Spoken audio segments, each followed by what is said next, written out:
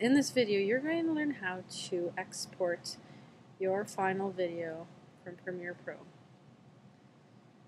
You want to make sure that before you go to this step that you are happy with your film, with the transitions, with the cuts, with everything that's in it, because this is going to be your final video. You can obviously change things afterwards, but if it's a very long video, it's going to take a very long time to render, so you want to be sure about it before you go ahead and do it. Okay? So the one thing that we need to look at first is our work area bar, this gray bar right here. Okay? We want to make sure that it has the entire video being shown within it. Okay? And sometimes you want to leave a little bit of black afterwards, especially if you're fading to black at the end. Okay? So we'll leave a little bit of black, everything is covered, our whole video is in there.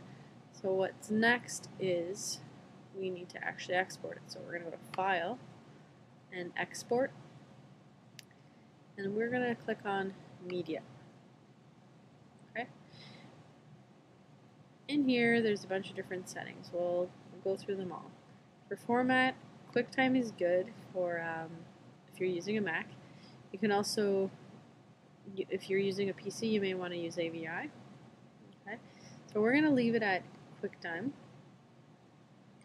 The preset is NTSC DV, which is our format here in Canada, in the United States. Okay.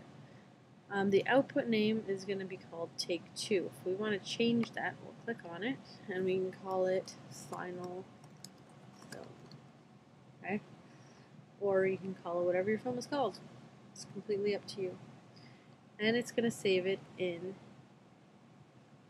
the folder called New Video, which is where all of the other material for this film can be found. Okay?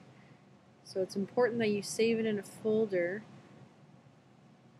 that you'll remember, or that contains the rest of your project, so that you have everything all organized and set in the right spot, and it's easy to access, and other people in your group won't have a hard time finding things.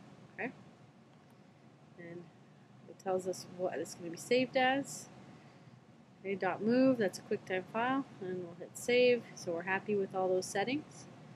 Okay, and this will summarize what we did up here, okay, in case things are wrong, and just a little reminder. And down here, we don't really need to be worried about these things.